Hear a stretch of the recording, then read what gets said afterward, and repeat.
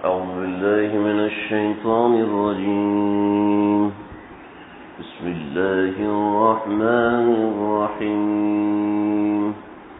ولما فصلت العير قال أبوهم إني لأجد ريح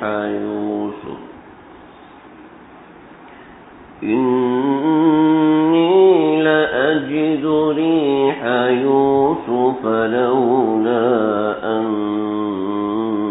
تفندون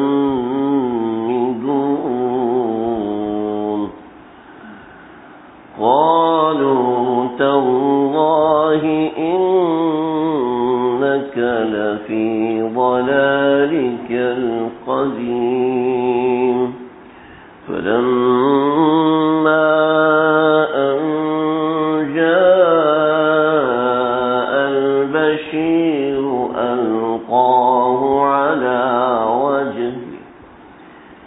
ألقاه على وجهه فارتد بصيرا قال ألم أقل لكم إني أعلم من الله ما لا تعلمون.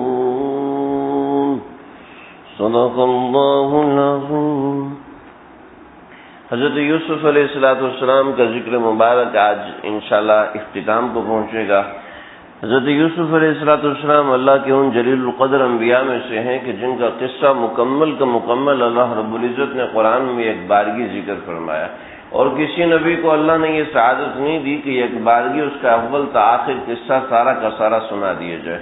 اور اس کے اندر ایسی بہترین نصائح اور ایسی بہترین چیزیں اللہ رب العزت نے ذکر فرمائی ہیں کہ اللہ رب العزت نے ان سب چیزوں کی وجہ سے اس کو کہا ہے احسن القصص، کہ یہ سب سے زیادہ خوبصورت قصہ ہے کہ اس میں ہر قصے کے اندر ہونے والی ہر رمز ہے، ہر ضرورت کی چیز ہے، احکامات ہیں، عبر ہے، علم ہے، اور روحانیت اور خواب اور نہ جانے مستقبل کی کیسی پیشن گوئیاں، اور اس کے ساتھ ساتھ اس کے اندر مکمل طریقے سے نبی کریم صلی اللہ علیہ وسلم سے مماثلت ہے، آپ صلی اللہ علیہ وسلم سے جوڑ ہے کہ جو واقعات سیدنا حضرت یوسف علیہ السلام کے ساتھ پیش آئے ویسے ہی واقعات ہمارے آقا صلی اللہ علیہ وسلم کے ساتھ پیش آئے، حتیٰ کہ الفاظ بھی وہی ادا کیے گئے جو سیدنا یوسف علیہ السلام نے ادا فرمائے تھے. انشاءاللہ آج ان کی کچھ باتوں کا ذکر ہوگا. یہاں سے جو آج ہم نے پڑھا ہے تو ہماری بات یہاں تک پہنچ گئی تھی. میں مختصراً آج ساری بات ذکر کر دوں. حضرت یوسف علیہ السلام نے بچپن میں خواب دیکھا، والد نے منع کیا کہ آپ یہ خواب بھائیوں کو مت سنانا، لیکن بھائیوں کے کانوں تک کسی طریقے سے بات پہنچی. انہوں نے حضرت یوسف علیہ السلام کو کنویں میں ڈالا. حضرت یوسف علیہ السلام کنویں سے نکالے گئے، لیکن کسی قافلے نے اٹھایا اور حضرت یوسف علیہ السلام کو آگے بیچا. اس قافلے نے جا کے حضرت یوسف علیہ السلام کو مصر بیچا. مصر میں آپ کو عزیز مصر نے خرید لیا اور انہی کے گھر میں رہنے لگے، پرورش پانے لگے. اس میں کیا کیا حکمتیں تھی وہ ہم نے ساتھ ذکر کی تھی. جب حضرت یوسف علیہ السلام اپنے بلوغت تک پہنچ گئے، سمجھداری تک پہنچ گئے، 33 یا 40 برس کی عمر تک پہنچ گئے، تو اللہ نے حضرت یوسف علیہ السلام کو نبوت عطا فرمائی. اور نبوت عطا فرمانے کے بعد اس گھر کے اندر ایک خاص مقام حضرت یوسف علیہ السلام کا تھا. لیکن عزیز مصر کی بیوی نے حضرت یوسف علیہ السلام کو بہکانے کی کوشش کی، اور اسی آزمائش اور ابتلا میں حضرت یوسف علیہ السلام جیل میں گئے. حضرت یوسف علیہ السلام سے ابتدا سے لوگ بہت زیادہ محبت کرتے تھے، ہر جگہ محبت ملی، لیکن اس محبت کی وجہ سے تکلیف میں آئے اور ہر ایک نے چھیننے کی کوشش کی. چنانچہ عزیز مصر کی بیوی کی وجہ سے بھی حضرت یوسف علیہ السلام تکلیف میں آئے اور کچھ عرصہ جیل میں گزارا. جیل کے اندر 2 لوگوں نے خواب کی تعبیر پوچھی، جس میں سے ایک بچنے والا تھا اور ایک مرنے والا تھا. حضرت یوسف علیہ السلام نے صحیح تعبیر فرمائی، اور اس کے بعد جو بچنے والا تھا اس سے کہا کہ تم جا کے بادشاہ سے میرا ذکر کرنا، لیکن وہ شخص بھول گیا. اور تقریباً 9 یا 10 برس کے بعد حضرت یوسف علیہ السلام کی یاد آئی. بادشاہ نے خواب دیکھا، اس خواب کی تعبیر حضرت یوسف علیہ السلام نے سنائی. تو بادشاہ نے حضرت یوسف علیہ السلام کو بلایا اور بلا کے اپنے پاس نگران مقرر کر لیا خزائن کا. چنانچہ حضرت یوسف علیہ السلام وزیر خزانہ طے ہوئے، اور وزیر خزانہ بننے کے بعد کاشتکاری کی اور خزانے کو صحیح استعمال کیا۔ استعمال کرنے کے بعد 7 برس تک صحیح کاشتکاری ہوئی، اور جو غلہ تھا وہ سب کا سب جمع ہو گیا ایک جگہ پر۔ 7 برس کے بعد جب قحط پڑا تو قحط کے دوران کچھ عرصہ تک تو گاڑی چلی، لیکن دیگر علاقے جو کنعان تھا جہاں حضرت یوسف علیہ السلام کے رہنے والے تھے، یعنی کہ بیت المقدس جسے آج ہم کہتے ہیں، یہاں سے حضرت یوسف علیہ السلام تشریف لائے تھے۔ تو یہاں سے ان کے بھائی آئے، پھر بھائی واپس گئے، بنیامین کو لے کر آئے، پھر بنیامین کو حضرت یوسف علیہ السلام نے روک لیا، پھر دوسری دفعہ بھائی گئے، پھر تیسری مرتبہ دوبارہ بھائی واپس آئے، تو اس مرتبہ حضرت یوسف علیہ السلام نے ان سے کہا کہ تم نے یوسف علیہ السلام کے ساتھ کیا کیا تھا؟ تو انہوں نے کہا کہ آپ ہی یوسف ہیں۔ تو حضرت یوسف علیہ السلام نے اپنی پہچان یہاں پر کروائی۔ جب حضرت یوسف علیہ السلام پہچان کروا چکے، اپنے بھائیوں کے پاس روک چکے تو بھائیوں سے کہا کہ اب ایسا کیجئے کہ جا کے میرے والد محترم کو لے کر آئیے۔ سوال یہ پیدا ہوتا ہے کہ حضرت یوسف علیہ السلام جب بادشاہ بن چکے ہیں، ہر سہولت اور آرائش اور سہولت ہے، تو حضرت یوسف علیہ السلام خود کیوں نہیں گئے، اپنے والد کو یہاں پر کیوں بلایا؟ یہ بہت اہم سوال ہے، کہنے کو تو ایک عام سی بات ہے، لیکن بہت ہی اہم سوال ہے، اس لیے کہ ہمارے آقا صلی اللہ علیہ وسلم سے یہ سوال ہوا تھا کہ وہ کون سے نبی ہیں۔ حضرت ابراہیم علیہ السلام تو بیت المقدس کے رہنے والے تھے اور بیت اللہ کے بنانے والے تھے۔ بیت اللہ اور بیت المقدس کے درمیان حضرت ابراہیم کا سفر جاری رہتا تھا، تو حضرت ابراہیم علیہ السلام تو بیت المقدس والے ہیں، تو حضرت ابراہیم علیہ السلام کی نسل جو ہے وہ مصر میں کیسے جا کے آباد ہوئی کہ حضرت موسیٰ علیہ السلام جب مصر سے ہجرت کی تو وہ ساری کی ساری حضرت ابراہیم علیہ السلام کی اولادیں تھیں، تو وہ وہاں جا کے کیسے آباد ہوئے؟ تو اصل سوال یہ تھا جس کے پیچھے سارا قصہ سنایا گیا۔ تو حضرت یوسف علیہ السلام کو اللہ رب العزت کا یقیناً حکم ہوگا، اس حکم کی بنیاد پر اللہ رب العزت کی فرما برداری نے حضرت یعقوب علیہ السلام کو مصر میں بلایا۔ تو یہی وجہ تھی حضرت یوسف علیہ السلام نے حضرت یعقوب علیہ السلام کو بلایا۔ تو بھائیوں نے کہا کہ اب مسئلہ یہ ہے کہ وہ تو نابینا ہو چکے ہیں اور وہ اتنا لمبا سفر کیسے کریں گے، بڑی مشقت میں ہوں گے، بہتر ہے کہ آپ ہی چلیں۔ تو حضرت یوسف علیہ السلام نے ایک قمیض نکالی اور قمیض نکال کے ان کو دی۔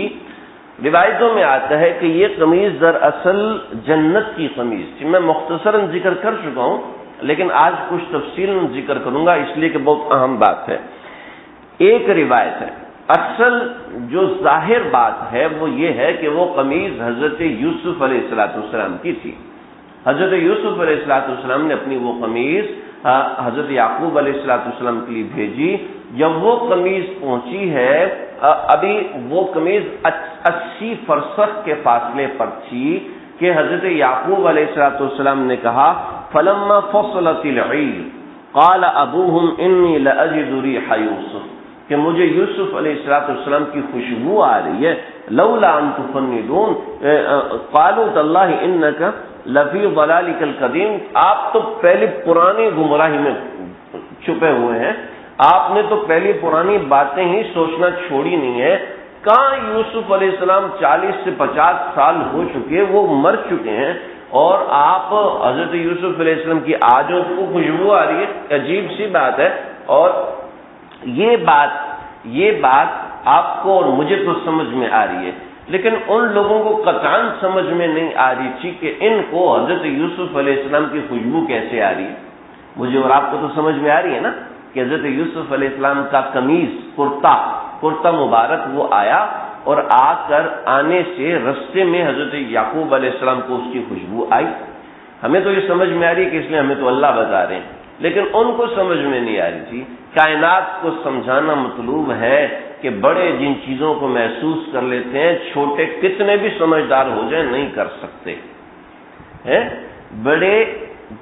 بڑے جن چیزوں کو محسوس کر سکتے ہیں، چھوٹے کتنے بھی سمجھدار پڑھے لکھے ہو جائیں، تہذیب یافتہ ہو جائیں، وہ چیز محسوس نہیں کر سکتے جو بڑے محسوس کرتے ہیں۔ بڑوں کی ایک برکت ہوتی ہے۔ ایک اور بات ساتھ جملہ معترضہ کے طور پر بتا دوں. جملہ معترضہ یعنی کہ ایک بات جو فائدے کی ہوتی ہے. وَلَمَّا فَصَلَتِ الْعِيرُ، وَلَمَّا فَصَلَتِ الْعِيرُ، جب ان کے قریب پہنچے اونٹوں کا قافلہ. عیر کا لفظ کیوں استعمال کیا؟ عیر کا لفظ اس لیے استعمال کیا کہ جن لوگوں نے تورات میں تحریف کی ہے ان لوگوں نے یہاں پر خچر کا لفظ استعمال کیا ہے یا گدھے کا لفظ استعمال کیا ہے. تو اللہ رب العزت نے اس کی تکذیب کی ہے کہ نہیں، وہ غلط کیا ہے. اصل تو سفر اس زمانے میں اونٹوں کا ہوتا تھا، اس زمانے میں خچروں کا سفر نہیں ہوتا تھا.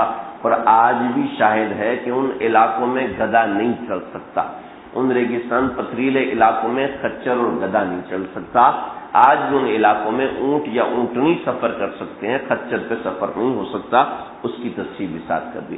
اللہ کی قدرت کہ یوسف علیہ السلام قریب کنویں میں موجود ہیں، ان کے جسم کی خوشبو نہیں ہے، پھر کنویں سے نکالا ان کے جسم مبارک کی خوشبو نہیں ہے، اور اتنی دور سے قمیض مبارک ہی اس کی خوشبو آ رہی.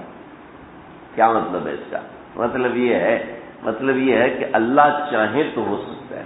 حضرت عمر ابن خطاب رضی اللہ عنہ منبر رسول صلی اللہ علیہ وسلم پہ کھڑے ہیں. اب یا ساریہ الجبل، شام میں لڑائی ہو رہی ہے، منبر پہ بیٹھے ہوئے دیکھ لیا یا ساریہ الجبل، ساریہ پہاڑ کی طرف چڑھ لو، پہاڑ کی طرف کھا لیے. ان کے کانوں تک آواز پہنچی، ساریہ حضرت ساریہ علیہ رضی اللہ عنہ پہاڑ پہ چڑھ گئے، اپنی فوج کو بچا لیا ہے جی. اور منبر پہ بیٹھے اور دوسری طرف حضرت عمر ابن خطاب مسجد مصلی پہ کھڑے، منبر یا اس کے پیچھے فیروز لولو مجوسی بیٹھا ہوا نظر نہیں آیا. کیوں جی؟ اللہ چاہیں تو دکھائیں، اللہ چاہیں تو نہ دکھائیں جی. یہی جواب ہے. حضرت یعقوب علیہ السلام مصر میں کیوں گئے؟ اس لیے کہ اللہ نے چاہا تھا، اللہ کا حکم تھا. اس لیے یوسف علیہ السلام خود نہیں آئے، ورنہ جی تو چاہتا تھا حضرت یوسف کا کہ وہ خود جاتے، لیکن اللہ کا حکم تھا، اس وجہ سے حضرت یعقوب علیہ السلام تک نہیں پہنچنے دیا بات. تو یہ تمیز کی خوشبو وہاں تک پہنچی.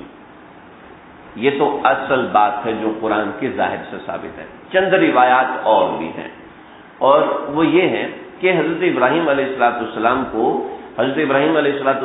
قیامت کے دن سب سے پہلے کپڑے پہنائے جائیں گے.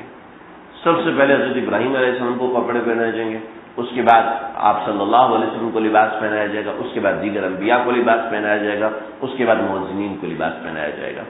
تو یہ مؤذنین کی بڑی فضیلت ہے. اس لیے کبھی کبھی اپنی مسجد میں اذان دینی چاہیے کہ اللہ کرے تو اللہ ہم کو وہ لباس قیامت کے دن اس اذان کے سلسلے میں اللہ تعالیٰ پہنا دے، جس دن سب حفاتن عوراتن سب ننگے ہوں گے، اور سب ننگے پاؤں ہوں گے، اور سب ننگے سر ہوں گے، ننگے بدن ہوں گے. تو حضرت ابراہیم علیہ السلام کو لباس پہنایا جائے گا. کیوں؟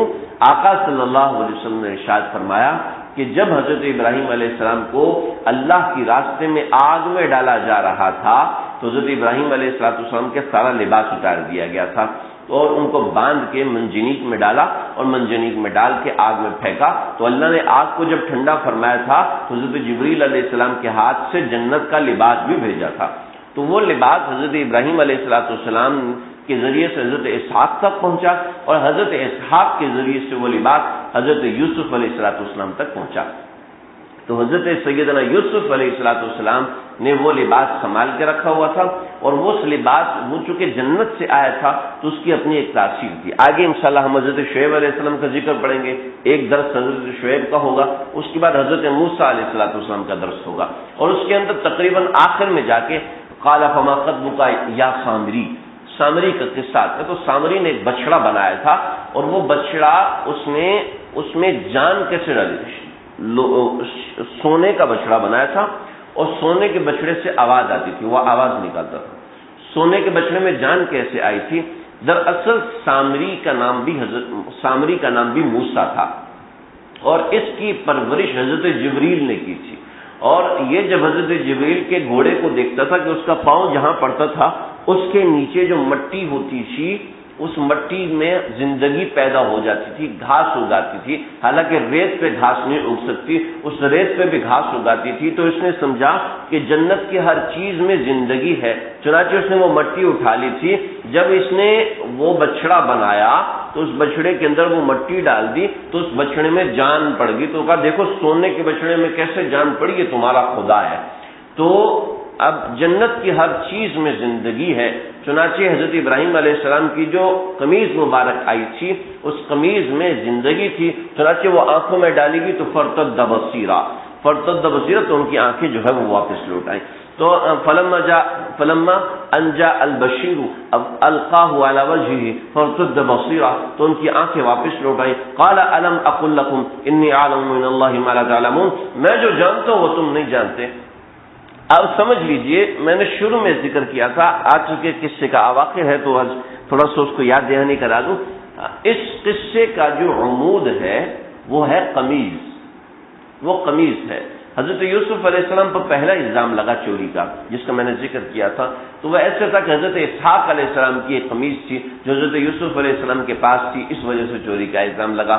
جب زلیخا نے حضرت یوسف علیہ السلام پر اعتراض کیا، پر الزام باندھا، تو اس کے وقت جب گواہی کی باری آئی تو اس وقت بھی اللہ رب العزت نے قمیض کا ذکر فرمایا۔ فلما رأى قمیصہ قد من دبر، جب اس کی قمیض کو دیکھا گیا اور جب بچے نے گواہی دی کہ اس کی قمیض دیکھو، اگر اس کی قمیض آگے سے پھٹی ہے تو یوسف جھوٹے اور زلیخا سچی ہے، اور اگر قمیض اس کی پیچھے سے پھٹی ہے تو اس کا مطلب زلیخا جھوٹی ہے اور یوسف علیہ السلام سچے ہیں۔ فلما رأى قمیصہ قد من دبر، جب انہوں نے قمیض کو دیکھا تو وہ پیچھے سے پھٹی ہوئی تھی، تو وہ وہاں بھی قمیض کا ذکر۔ اور یہاں پر جب ان کی نظر چلی گئی تو اس کے بعد بھی اللہ رب العزت نے قمیض کا ذکر کیا ہے کہ القاہ علی وجہہ فرتد بصیرہ، کہ جب ان کی قمیض اذهبوا بقمیصی ھذا فالقوه علی وجہہ ابی یاتی بصیرہ، کہ میرے والد کی آنکھوں پہ ڈالو، چہرے پہ ڈالو تو اس کی آنکھیں واپس لوٹ آئیں گی۔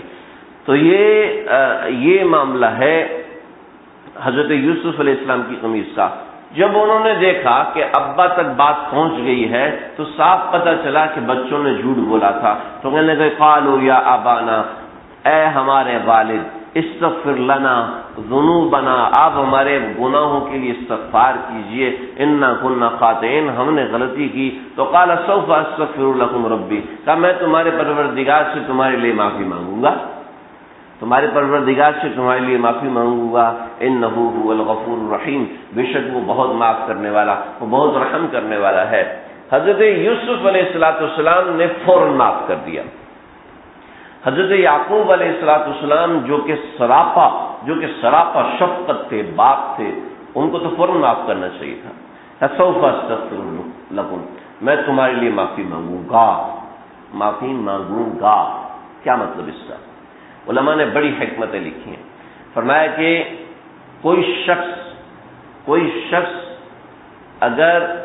اگر قصوروار ہے تو جب تک صاحب حق معاف نہ کرے اس وقت تک کسی دوسرے کی معافی معتبر نہیں ہوتی، سمجھے؟ جب تک صاحب حق معاف نہ کرے۔ حضرت یعقوب علیہ السلام کو کیا پتہ یوسف علیہ السلام نے معاف کیا ہے یا نہیں کیا جی؟ تو صاحب حق سے معافی ہوگی، اس کے بعد میں معاف کروں گا، پہلی بات۔ دوسری بات یہ کہ حضرت یعقوب علیہ السلام صاحب بصیرت تھے، حضرت یوسف علیہ السلام جوان تھے، جوان آدمی صاحب بصیرت نہیں ہوتا، حضرت یوسف علیہ السلام صاحب بصیرت تھے، یہ بات سمجھ لیں، لیکن اس درجہ بصیرت نہیں ہو سکتی جتنی یعقوب علیہ السلام میں تھی۔ تو حضرت یعقوب علیہ السلام کی بصیرت کیا ہے؟ صاحب قصص القرآن حضرت مولانا حفظ الرحمان سے عربی صاحب فرماتے ہیں کہ جوانی کے اندر انسان فوراً معاف کر دیتا ہے، آگے کے حالات کے اوپر غور نہیں کرتا۔ حضرت یعقوب علیہ السلام نے فرمایا کہ ابھی تو یہ مار کھا چکے ہیں، اس لیے معافی مانگ رہے ہیں، ان کا قصور پکڑا گیا ہے، لیکن آگے دیکھوں گا کہ ان کے دل میں واقعتاً بغض ہے یا نہیں۔ اگر ان کے دل میں کینہ اور عداوت ہے تو معاف نہیں کروں گا، تو ان کے لیے معافی نہیں مانگوں گا، پہلے دیکھوں گا کہ ان کے دل سے یہ بغض اور عداوت نکل رہی ہے یا نہیں نکل رہی۔ جب یہ نکلے گی تب ان کو صحیح طریقے سے معاف کروں گا۔ تو اس وجہ سے فرمایا سوف استغفر لکم ربی کہ میں تمہارے لیے اپنے پروردگار سے معافی مانگوں گا. ہاں ان کو تسلی کے لیے کہہ دیے کہ وہ معاف کرنے والے ضرور معاف فرما دیں گے. اور بعض محدثین نے فرمایا ہے کہ انہوں نے فرمایا تھا رات میں تہجد کے وقت میں اللہ تعالیٰ سے معافی مانگوں گا. علامہ علوسی رحمۃ اللہ علیہ تفسیر روح المعانی میں فرماتے ہیں کہ انہوں نے اللہ رب العزت نے حضرت جبریل علیہ السلام کو بھیجا, چند کلمات دے کر انہوں نے وہ کلمات دہرائے اور اس کے بعد ان کی معافی ہوئی. فلما دخلوا على يوسف آوى إليه أبويه وقال ادخلوا مصر إن شاء الله آمنين. حضرت یوسف علیہ السلام مصر سے باہر ایک علاقہ تھا رامسیس. آج جو مصر ہے نا جی, آج جو مصر ہے قاہرہ اور یہ دوسرے علاقے, یہ جو مصر ہے یہ وہ والا مصر نہیں ہے جی. یہ مصر سے بیت المقدس کی طرف اندر کی طرف کا علاقہ, وہ علاقہ اصلی مصر تھا. یہ مصر تو آگے آہستہ آہستہ چل کے آباد ہوا ہے. یہ میرے پاس موقع نہیں ملا ورنہ میں وہ نقشہ آپ حضرات کو دکھاتا کہ وہ نقشے میں وہ مقام کون سا ہے, کس جگہ پر حضرت یوسف علیہ السلام ٹھہرے تھے. لیکن انشاءاللہ میں بھیج دوں گا, جو لوگ آن لائن یا واٹس ایپ پر دیکھتے ہیں تو ان کو میں انشاءاللہ بھیج دوں گا کہ وہ مقام کون سا تھا, تاکہ پتہ چل جائے حضرت یوسف علیہ السلام کا اصلی مقام کا کیا تھا, کس جگہ پر رکے تھے. حضرت یوسف علیہ السلام نے مصر سے باہر جا کے اپنے والد کا استقبال کیا اور ان کو لے کر آئے.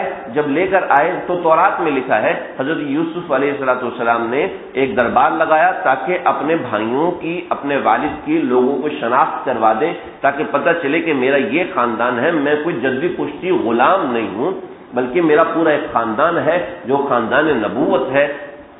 چنانچہ حضرت یوسف علیہ السلام نے ایک دربار لگایا اور دربار لگا کے تورات کے مطابق اگر دیکھا جائے تو یہ ہے کہ ورفع ابویہ علی العرش وخروا له سجدا, کہ سب درباریوں نے جب سجدہ کیا تو ان کو دیکھا دیکھی حضرت یوسف علیہ السلام کے والد یعنی حضرت یعقوب علیہ السلام اور دوسرے حضرت یوسف علیہ السلام کے بھائی, ان سب نے سجدہ کیا. وقال یا ابت ھذا تأویل الرؤیا, اور وہ حضرت یوسف علیہ السلام نے فرمایا کہ اے میرے والد, ھذا تأویل الرؤیا, یہ میرے اس خواب کی تعبیر ہے جو میں نے بچپن میں دیکھا تھا. قد جعل ربی حقا, اللہ نے اس کو سچ کر دکھایا. وقد احسن بی اذ اخرجنی من السجن وجاء بکم من البدو من بعد ان نزغ الشیطان بینی و بین اخوتی. بہت سبق ہیں. فرمایا کہ حضرت یوسف علیہ السلام نے اپنی کسی تکلیف کا ذکر نہیں کیا. چنانچہ جب اپنے بڑوں سے ملیں تو اپنی تکلیف کا فوراً ذکر نہ کریں. اب جب اپنے کسی پیارے سے ملیں تو فوراً اپنی تکلیف کا ذکر نہ کریں. تکلیف کا ذکر کرنے کی بجائے خوشی کا ذکر کریں. حضرت یوسف علیہ السلام نے کیا فرمایا کہ وقد احسن بی, کتنا اچھا کیا میرے ساتھ, اذ اخرجنی من السجن, جب مجھے جیل سے باہر نکالا. مجھ پہ بہت الزام لگے, مجھے اتنی جگہوں پہ بیچا گیا, بھائیوں نے مجھے مارا, کنویں کے اندر پھینک دیا, جان کو خطرہ, 3 راتیں اندھیرے کنویں میں کاٹی ہیں میں نے, پھر 10 برس 11 برس میں نے جیل میں کاٹے ہیں, اور جیل میں ایسی تکلیفیں, جیل میں ایسی پریشانیاں, اور کوئی پوچھنے والا نہیں, کوئی دیکھنے والا نہیں. واہ واہ, کیا کہا, اذ اخرجنی من السجن, مجھے نکالا, وجاء بکم من البدو, اور ہمیں آپس میں ملاقات کروا دی. یہ نہیں کہ 40 برس ہم نے کیسے آئے ایک دوسرے کے بغیر. ان نزغ الشیطان بینی و بین اخوتی, اور میرے والد کا دل مجھ سے, میرے اپنے بھائیوں سے خراب نہ ہو, تو ان نزغ الشیطان بینی و بین اخوتی, میرے بھائیوں سے دل خراب شیطان نے کیا تھا, ان کا قصور تھوڑی شیطان نے کیا تھا. ان ربی لطیف لما یشاء, کیا حکمت ہے, کیا پھر اللہ سے دعا کی, رب قد آتیتنی من الملک وعلمتنی من تأویل الاحادیث. جب بھی اللہ کی کوئی نعمت ملے تو اللہ سے دعا کرنی چاہیے. یہ دعا ہمیں سکھا رہی ہے, اللہ تعالیٰ سے دعا کرنی چاہیے. توفنی مسلما والحقنی بالصالحین ذلک من انباء الغیب نوحیہ الیک. تو یہ حضرت یوسف علیہ السلام کی اپنے والد حضرت یعقوب علیہ السلام سے ملاقات ہوگی. نبی کریم صلی اللہ علیہ وسلم کو بتائے گا, ذلک من انباء الغیب نوحیہ الیک ما كنت لديهم اذ اجمعوا امرهم وهم يمكرون. اے نبی صلی اللہ علیہ وسلم, طائف سے آقا صلی اللہ علیہ وسلم واپس آئے, ابو طالب کا انتقال ہو چکا، حضرت خدیجہ کا انتقال ہو چکا، ابو لہب تنگ کرتے ہیں، ابو لہب تنگ کرتا ہے، ابو جہل تنگ کرتا ہے، امیہ بن ابی سلط تنگ کرتا ہے، مسلمان سارے پریشان ہیں۔ تو آپ صلی اللہ علیہ وسلم تشریف لائے، اور اگر آپ جائیں جنت المعلیٰ کی طرف تو وہاں پر آپ کو ایک نظر آئے گی مسجد جن سے تھوڑا سا حرم کی طرف آئیں چند قدم تو ایک چٹان تھی، وہاں ہمارے آقا صلی اللہ علیہ وسلم بیٹھے ہوئے تھے۔ وہاں پر آج ایک کنواں ہے اور ایک درخت لگا ہوا ہے، تو آپ صلی اللہ علیہ وسلم وہاں بیٹھے ہوئے تھے۔ تو آپ صلی اللہ علیہ وسلم نہیں، کنواں اور جو درخت ہے وہ تھوڑا فاصلے پر ہے، یعنی سڑک سے اس طرف سمجھ لیں اور وہ مسجد سڑک کے اس طرف ہے۔ تو آپ صلی اللہ علیہ وسلم نے کہا اے اللہ مجھے کوئی ایسی نشانی عطا فرمائیے کہ میرا غم دھل جائے۔ تو آپ نے دیکھا کہ حرم پاک کی طرف سے ایک درخت زمین پھاڑتا ہوا ہے، اور آپ صلی اللہ علیہ وسلم کو آ کے کہا السلام علیکم ایھا النبی، اے نبی آپ کو سلام، یا السلام علیکم یا رسول اللہ، یہ کہا اے اللہ کے رسول آپ پر سلام۔ آپ نے اسلام کا جواب دیا، فرمایا واپس چلے جاؤ۔ وہ درخت وہاں سے واپس ہوتا وہ چلا گیا، تو آپ کو بڑی تسلی ہوئی۔ اس کے بعد اللہ رب العزت نے سورہ یوسف نازل فرمائی آپ صلی اللہ علیہ وسلم کی تسلی کے لیے، اور یہ بزرگوں کا مجرد بھی ہے کہ جہاں غم ہو دکھ ہو وہاں سورہ یوسف یا قصہ یوسف کا تکرار کیا جائے تو انشاءاللہ وہاں پر غم کم ہو جائے گا، غم ہلکا ہو جائے گا۔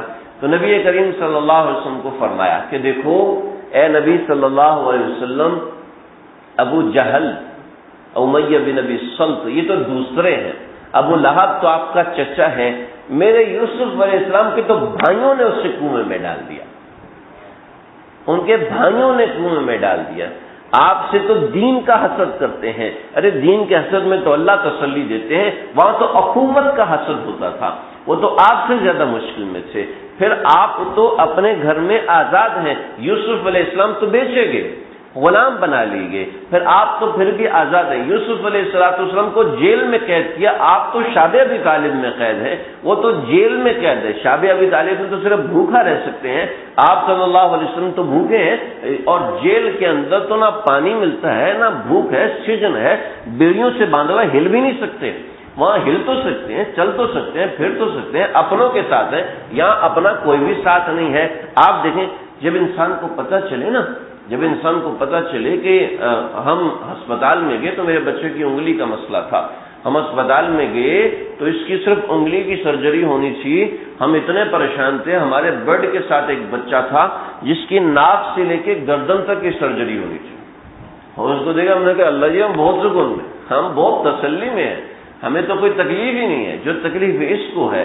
ایک صاحب کی یہ پوری اس ٹانگ کی سرجری تھی، پوری کھال اس کی ادھڑی ہوئی تھی، ایکسیڈنٹ ہوا تھا، کوئی اوپر سے چیز گزر گئی تھی۔ تو اللہ جب انسان اپنے سے بڑی تکلیف کو دیکھتا ہے، اگرچہ ہمارے آقا کی تکالیف زیادہ ہیں لیکن اللہ نے وہ دکھایا کہ دیکھو یوسف علیہ السلام کی کتنی تکلیف، آپ لہذا تسلی رکھیں۔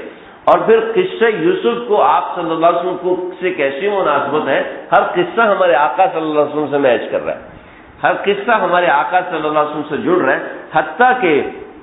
حتیٰ کہ یوسف علیہ السلام نے جو کلمات بولے تھے نبی کریم صلی اللہ علیہ وسلم کے سامنے کفار آئے، اور یہی آقا صلی اللہ علیہ وسلم کو تسلی ہے، جیسے یوسف علیہ السلام کے سامنے ان کے بھائی بے بس ہو گئے تھے، ایسے ہی آپ صلی اللہ علیہ وسلم کے سامنے یہ ابو جہل اور امیہ بن ابی سلط اور یہ سارے لوگ آپ کے سامنے بے بس ہو جائیں گے، آپ کے سامنے پریشان ہوں گے۔ چنانچہ انہوں نے آپ صلی اللہ علیہ وسلم نے کہا کہ جانتے ہو کریم کون ہے؟ کہا کون کریم؟ کہا کریم ابن کریم ابن کریم ابن کریم۔ کہا کون کریم؟ کہا یوسف کریم ہے، ان کے والد یعقوب کریم، ان کے والد اسحاق کریم، اور ان کے والد حضرت ابراہیم علیہ السلام وہ بھی کریم ہیں۔ تو کہا کہ آپ بھی کریم ہیں۔ آپ نے فرمایا کہ آج بتاؤ میں تمہارے ساتھ کیا سلوک کروں گا؟ تو کہا کہ آپ کریم ہیں اور ابن الکریم اور ابن الکریم اور ابن الکریم، آپ ہمارے ساتھ اچھا ہی کریں گے۔ فرمایا کہ ٹھیک ہے، لا تصریب علیکم اليوم، یہی کلمات جو حضرت یوسف علیہ السلام نے فرمائے بعینہ ہی، وہی کلمات ہمارے آقا صلی اللہ علیہ وسلم نے ارشاد فرمائے۔ تو یہ قصہ یوسف آپ صلی اللہ علیہ وسلم کے قصے سے، آپ صلی اللہ علیہ وسلم کی زندگی سے ملتا ہے، اس وجہ سے اس کا نام احسن القصص ہے۔ قصہ یہاں پر جو قرآن میں تھا مکمل ہوا۔ اس کے بعد کیا ہوا؟ حضرت یوسف علیہ السلام حضرت یوسف علیہ السلام نے جو فرعون وقت تھا، جو ریان بن ولید حضرت یوسف علیہ السلام پر ایمان لے کے آیا تھا، مسلمان ہو گیا تھا، رامسیس اول تھا، یہ ریان بن ولید اس کا نام تھا۔ تو حضرت یوسف علیہ السلام نے ان سے اجازت مانگی کہ میں اپنے آل اولاد کو یہاں رکھنا چاہتا ہوں۔ چنانچہ 70 افراد حضرت یوسف علیہ السلام کے خاندان کے وہ مصر میں آئے، تو حضرت یوسف علیہ السلام نے کہا کہ آپ اجازت فرمائیے تو ہم مصر میں تھوڑا الگ لوگوں سے رہیں گے، تاکہ ہم بدو لوگ ہیں اور ہماری بود و باش الگ ہے۔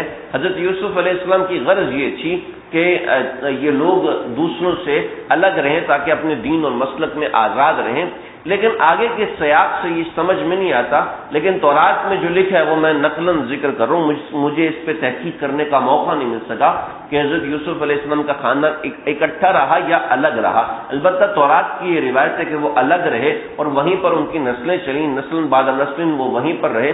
چنانچہ حضرت یوسف علیہ السلام کی جو اولادیں تھیں وہ اولادیں بھی یہیں پر رہیں۔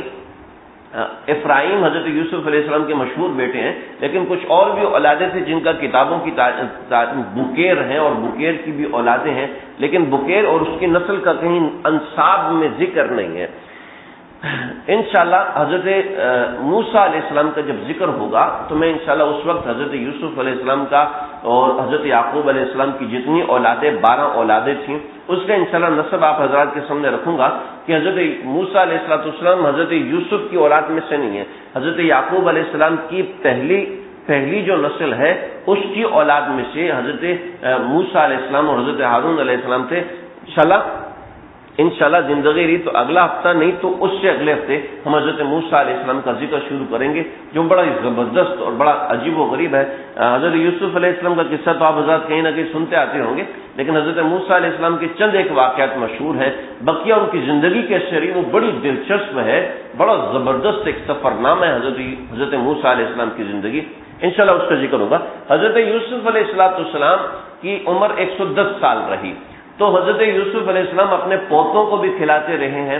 حضرت یعقوب علیہ السلام آخری عمر میں واپس بیت المقدس تشریف لے آئے تھے، اور حضرت ابراہیم علیہ السلام جہاں پر مدفون ہیں اس کے ساتھ ہی حضرت یعقوب علیہ السلام مدفون ہو گئے۔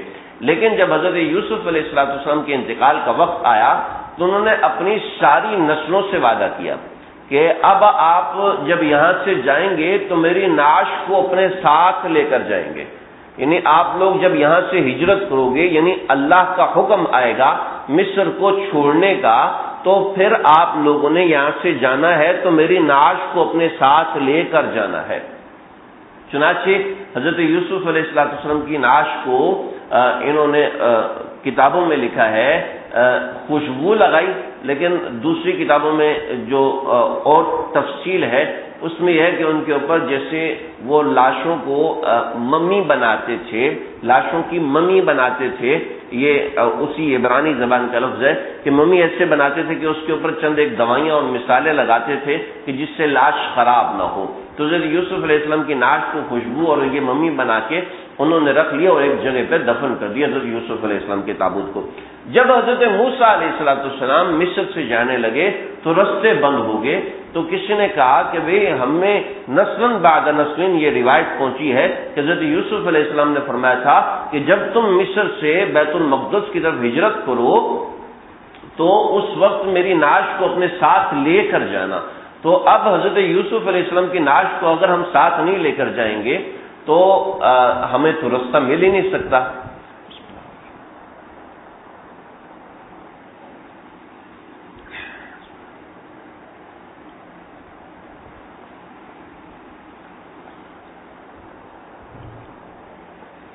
بس ختم کرنے والوں بھی، جن لوگوں کو نیند آ رہی ہے ان کو اطلاع کرو، ختم ہو گیا، حضرت یوسف علیہ السلام کا انتقال ہو گیا۔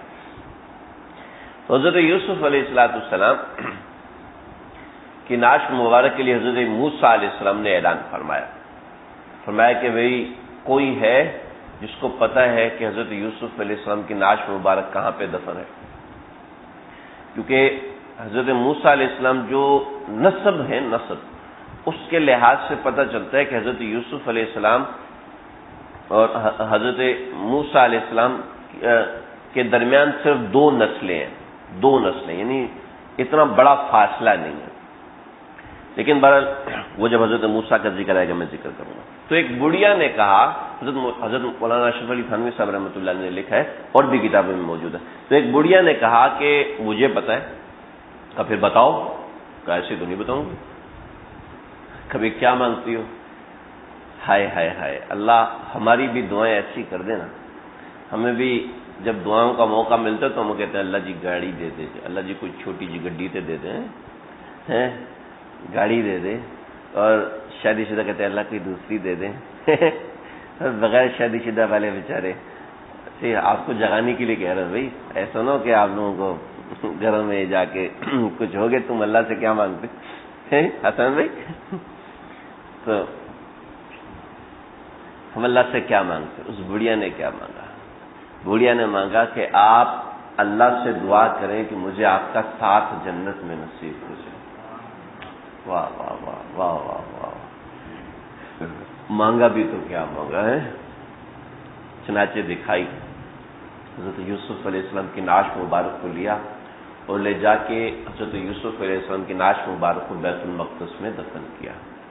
آج وہ مسجد ابراہیم آج بھی موجود ہے جہاں حضرت یوسف علیہ السلام، حضرت یعقوب علیہ السلام، حضرت یعقوب علیہ السلام کی اہلیہ یعنی حضرت یوسف علیہ السلام کی والدہ یا خالہ وہ اور حضرت یوسف علیہ السلام آج بھی وہیں پر مدفون ہیں. کبھی اللہ تعالیٰ وہاں لے جائے تو ان کی قبور کی زیارت کرے. ابھی سنا ہے کہ ان قبور کو کھولا گیا ہے اور ان کی کچھ ویڈیوز بھی آئی ہیں. تو واللہ علم حقیقت ہے یعنی مجھے ابھی تک تصدیق کرنے کا موقع نہیں ملا، لیکن یہ منقول ہے کہ غار کے اندر حضرت یوسف علیہ السلام، حضرت ابراہیم علیہ السلام، حضرت یعقوب علیہ السلام اور حضرت یوسف علیہ السلام، حضرت یعقوب کی اہلیہ محترمہ ان کی قبر مبارک ایک جگہ پر ہے. اور آج وہاں ایک مسجد ہے، اس مسجد میں چاروں قبریں جو نسل بعد نسل یہی بات منقول ہے تعامل سے یقیناً یہی بات صحیح ہوگی. لیکن بہرحال ہم کسی بڑے عالم سے جب تک تصدیق نہیں کر سکتے ہم کہہ نہیں سکتے واقعتاً وہ قبور حضرت یوسف علیہ السلام کی ہیں یا نہیں ہیں. تو بہرحال یہاں حضرت یوسف علیہ السلام کا جو مستند قصہ تھا وہ مکمل ہوا. اللہ تعالیٰ مجھے آپ ہم سب کو سمجھنے کی توفیق عطا فرمائے. انشاءاللہ اگلی دفعہ ہم حضرت شعیب علیہ السلام کا قصہ ذکر کریں گے. انشاءاللہ ایک ہی درس میں ہم مکمل کریں گے. حضرت شعیب علیہ السلام کا قصہ بہت اہم ہے، بہت اہم ہے، اس لیے کہ اللہ نے جو 5 قومیں ذکر فرمائیں، 5 قومیں ذکر فرمائیں، ان میں سے ایک قوم حضرت شعیب علیہ السلام کی ہے. ایک قوم یعنی قرآن مجید تو بڑی اہم کتاب ہے نا، تو اس کو ایسے سپر پاورز کا ذکر کرنا چاہیے. لیکن اللہ رب العزت نے جہاں بھی 3-4 مقامات پر ذکر فرمایا وہ 5 بڑی بڑی قوموں کا ذکر فرمایا. ان میں سے ایک قوم حضرت شعیب علیہ السلام کی تھی. تو اس وجہ سے حضرت شعیب علیہ السلام کا قصہ بہت اہم ہے، جو آج کے زمانے پہ مکمل ایسے فٹ ہے سابق النعل بالنعل. جیسے دو جوتے ایک ہی سائز کے ہوتے ہیں نا، تو وہ ایک دوسرے کے ساتھ مکمل طریقے سے جڑ جاتے ہیں. سابق النعل بالنعل. یہ قصے آج کے زمانے میں بعین ہی جڑ رہے ہیں جیسے اس زمانے میں تھے. جیسے میں نے حضرت یوسف علیہ السلام کے قصے میں جگہ جگہ آج کے زمانے کی ضرورتوں کا اشارہ کیا، لیکن قصہ یوسف علیہ السلام تو انفرادی طور پر ہے. لیکن حضرت شعیب علیہ السلام کا قصہ اجتماعی سطح پر، ایک قومی سطح پر قوم کیسے بنتی ہے اور کیسے بگڑتی ہے اس کے لیے بہت اہم ہے. انشاءاللہ آئندہ اس کا ذکر ہوگا. اللہ سمجھنے کی عمل کرنے کی توفیق عطا فرمائے. انشاءاللہ ہم اگلی 9 بجے انشاءاللہ اپنا درس شروع کر دیں گے. آپ حضرات وقت کی پابندی کیجیے. وآخر دعوانا الحمدللہ رب العالمین. بسم اللہ الرحمن الرحیم. الحمدللہ رب العالمین والصلاة والسلام علی اشرف الانبیاء وخاتم الانبیاء والمرسلین. اللهم ربنا تقبل منا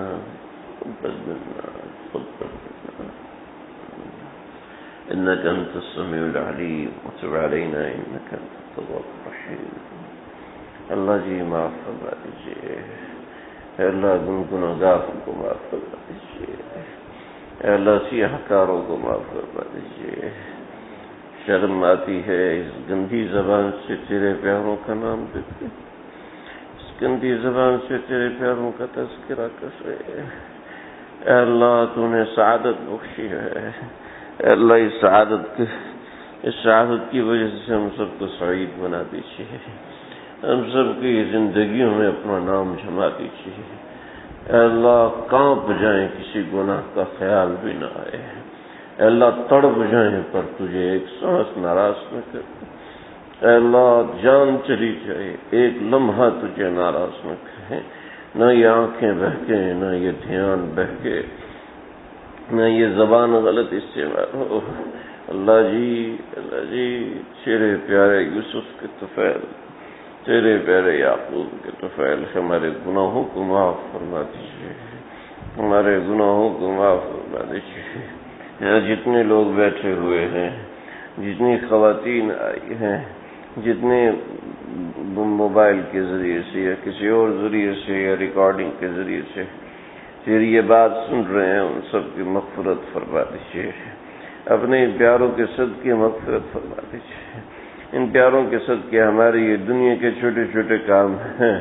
اے اللہ تو اتنا بڑا بادشاہ ہے، تو بھی ہنستا ہوگا کہ اتنا بڑا بادشاہ ہوں، چھوٹے چھوٹے کام میرے سامنے لے کے آتے ہیں، لیکن اے اللہ تو نہیں سکھایا ہے تسمہ بھی ٹوٹے تو مجھ سے مانگو، دھاگا بھی ٹوٹ جائے تو مجھ سے مانگو، سوئی سے دھاگا نکل جائے تو بھی مجھ سے مانگو، میں دے دوں گا۔ اے اللہ یہ ہمارے چھوٹے چھوٹے کام ہیں، ہمارے نوجوان روزگار کے حوالے سے پریشان ہیں، اے اللہ روزگاروں کی تنگی کو دور فرما دیجیے، اے اللہ جو مہنگائی کا سیلاب ہم سب مسلط ہمارے اعمال کی وجہ سے، اے اللہ آپ فضل فرما دیجیے، رزق میں وسعت فرما دیجیے، روزی میں وسعتیں فرما دیجیے، ہمارے جو لوگ گھروں میں بیمار ہیں، اسپتالوں میں بیمار ہیں، اے اللہ سب کو شفا کلی دیجیے، سب کو شفا کامل عاجل مستمرہ عطا فرمائیے۔ ہمارے عاصف بھائی اللہ بخار ہیں، اللہ ڈینگی کا خطرہ ہے، اے اللہ شفا کلی عطا فرمائیے۔ ہمارے فاروق بھائی کے بچوں کو صحت کلی دیجیے، اے اللہ ان کی اہلیہ محترم کو صحت کلی، صحت کامل عاجل مستمرہ عطا فرمائیے، مرض کا نام و نشان مٹا دیجیے، تکلیف کو دور فرما دیجیے۔ اے اللہ جانتے ہیں ہر تکلیف کے پیچھے اتنی بڑی جنت تو نے رکھی ہے، جانتے ہیں، مانتے ہیں، ایمان رکھتے ہیں، لیکن اے اللہ کہ ایسا نہیں ہو سکتا، تو بغیر تکلیف کے وہ بڑی سی جنت دیتے، بغیر تکلیف کے وہ بڑی سی جنت عطا فرما دے، بغیر تکلیف کے اے اللہ وہ درجات، وہ مراتب علیہ تو عطا کرنے پہ قادر ہے۔ اے اللہ اپنے بڑوں سے سنا، جو مقام محنت سے نہیں ہوتا دعا سے مل جاتا ہے، اے اللہ تجھ سے دعا کرتے ہیں، اے اللہ ان کی تکلیف کو دور فرما دیجیے۔ ہمارے نعمان بھائی کے بیٹے عبداللہ کو، حسن کو صحت کلی دیجیے، صحت کامل عاجلہ مستمرہ عطا فرمائیے۔ اے اللہ ان کے نعمان بھائی کی مشکل کو دور فرمائیے، تکلیف کو دور فرمائیے، ان کے والدین کو اے اللہ صحت کلی عطا فرمائیے۔ ہمارے خالد بھائی، خالد محسن بھائی، اے اللہ جملہ مقاصد حسنہ پورے فرمائیے۔ بہت سے لوگوں نے دعاؤں کا کہا ہے، جو کہنا چاہتے تھے نہیں کہہ سکے، جو امید وابستہ رکھتے ہیں، جنہوں نے پیغام بھیجا نہیں ملا، اے اللہ سب کی بگڑی بنا دیجیے، اللہ سب کی بگڑی بنا دیجیے۔ ہم کمزور ہیں، لاچار ہیں، ناہنجار ہیں، نالائق ہیں، ہماری نالائقی کا نہ ہٹا کے ہم سب کو لائق بنا دیجیے۔ اپنے معاملات کی اپنے بڑوں سے اصلاح کروانے والا بنائیے، اپنے معاملات کی اپنے بزرگوں سے اصلاح کروانے والا بنائیے، امراض کو چھپانے والے نہ بنے، قرآن سیکھنے والے بنا دیجیے۔ اے اللہ اس درس کی برکت کو اس گھر میں عام اور تام فرما دیجیے، اے اللہ اس گھر کی درس کی برکت کو اے اللہ اس سارے محلے میں، ان سارے گھر، ان سارے خاندان والوں میں عام اور تام فرما دیجیے۔ اے اللہ اس مبارک نام کی مبارک برکتیں ہمارے ملک کو نصیب فرمائیے، ہمارے ملک کو نصیب فرمائیے، مسلمانوں عالم کو نصیب فرمائیے۔ اے اللہ ہمارے جملہ مقاصد حسنہ جو ہم سب کے دلوں کے اندر ہیں، اے اللہ قبول فرما دیجیے۔ فنواقل میں بہت سے لوگ بیٹھ کے بیان سنتے ہیں، جمع ہو کے سنتے ہیں، اے اللہ ان سب کے بیٹھنے کو قبول فرما۔ اللهم ربنا تقبل منا انك انت السميع العليم وتب علينا انك انت التواب الرحيم، وصلى الله تعالى على خير خلقه محمد وآله وصحبه اجمعين۔